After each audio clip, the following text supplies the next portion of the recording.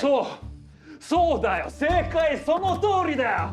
Who is moron now? Welcome back to Q Dads. I'm Ben, and yes, Sunny episode 8 has just delivered a what the hell moment right at the very end, but also gives us some concrete proof that Masa is still alive.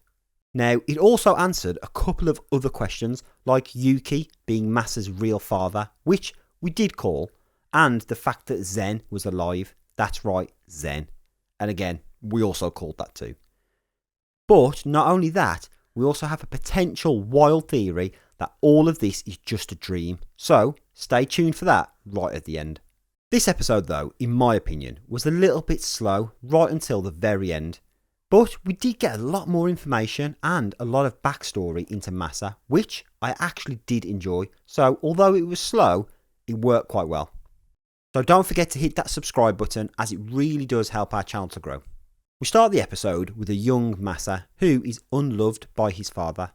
And here we get the narrative from Yuki as he tells us a story of a beetle and a box.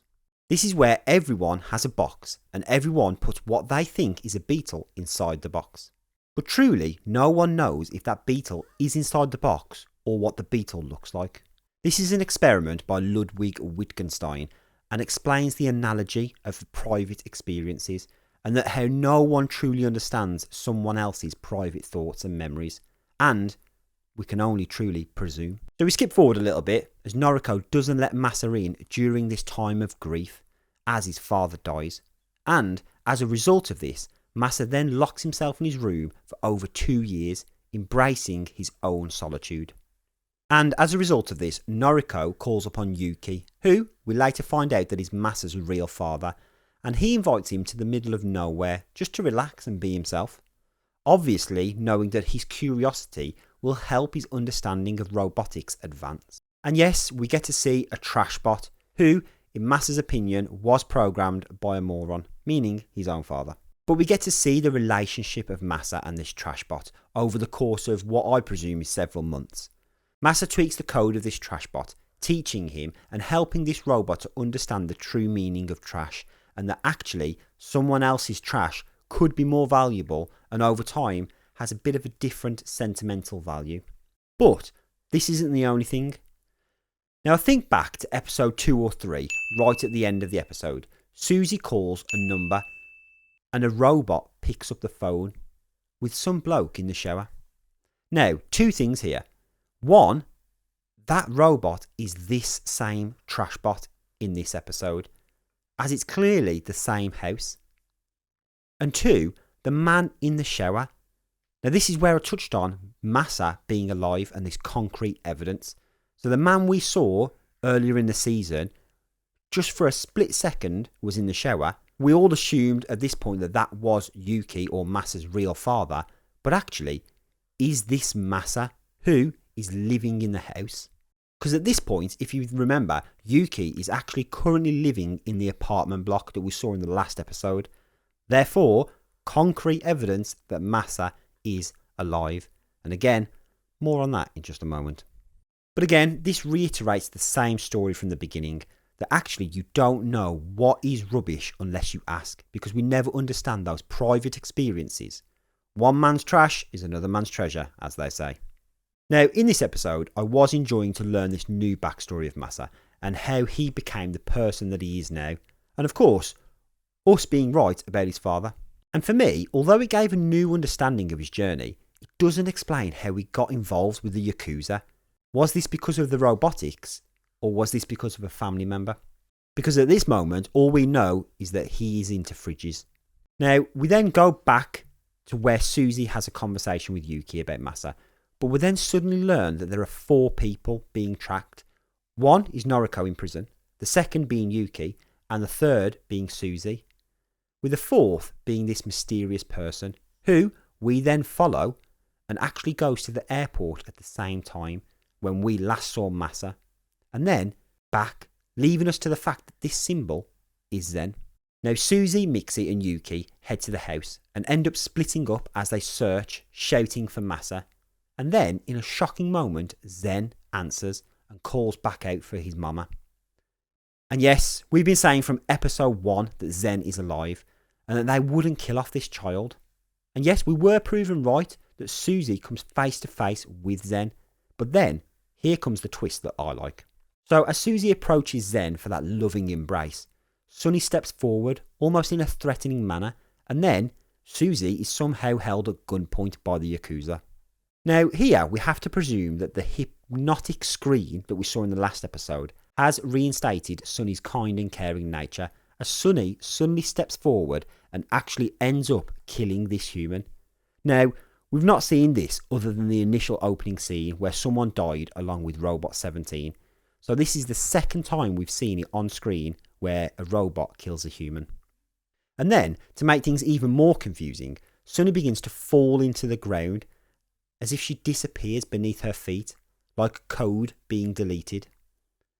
Now, this was baffling, and I kind of expect this to represent Sunny falling deeper within the dark code, losing her true self, considering she's just killed someone, almost like a trigger switch has just been activated.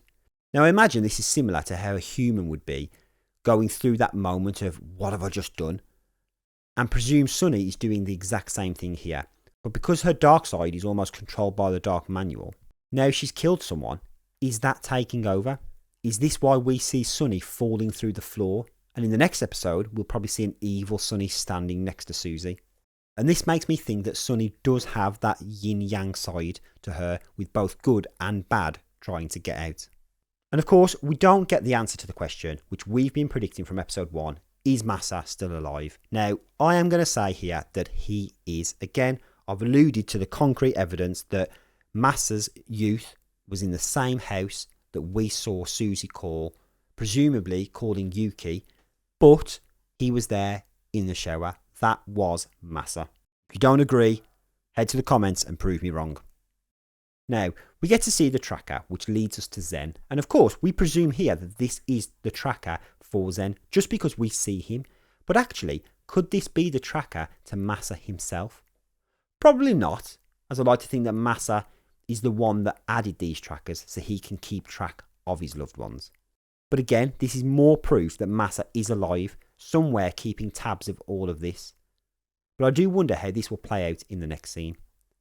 But also, talking of these trackers for a moment, if the Yakuza did take Zen, why would they have not taken Massa at the same time?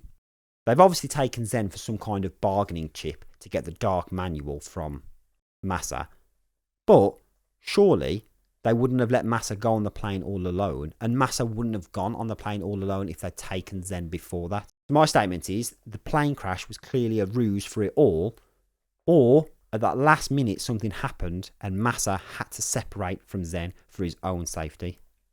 Or even, are we looking into this all backwards and actually Massa is the one that gave up Zen? Yeah, that's a wild stretch, but still. Now, most likely, the next interaction for the next episode will be Hime, and we'll actually see the end of her, making a way for Jin in a future season as the protagonist. And I think that because I think either Sunny or Susie will kill Hime. But this does lead, of course, Jin, or maybe Jin as well, is the one who is chasing Massa and the real reason that he fled. Now, before we end, one thing this episode did open up for me was the fact that Sunny wasn't the first robot coded by Massa that could hurt humans. So I genuinely think that Sunny might have been created to protect Susie, as Massa knew the Yakuza were after him. Could we potentially see Massa come back into the fold with multiple robots able to harm humans? Could the trash robot make a thrilling comeback? Now, an absolute wild theory for me here is we mentioned a lot throughout the whole of the episodes that Massa's into fridges. Massa works with fridges. So what about if the twist at the very end, we've only got 2 episodes to go, so what about if the twist at the very end is Massa turning up as he's locked inside a fridge? That would be pure brilliance. The one thing I did love about this episode was the Kit Kats. Now, I'm not sure how popular they are in the USA, but in England, they're quite popular. And the reason they're popular in Japan is because the Japanese word for good luck is very close to the word of Kit Kat. So it's nice to see that the producers dropped them in, especially as Massa's real dad was the one to give Massa the Kit Kat. It was a nice little detail, bit of symbolism. I enjoyed it. But anyway, as always, it's not about me. So let me know in the comments, do you think Massa is still alive like we do? And do you think Sunny will be good or bad for episode 9? Let us know your thoughts in the comments as always. Hit that like button and of course don't forget to subscribe, and we'll catch you next time with something new.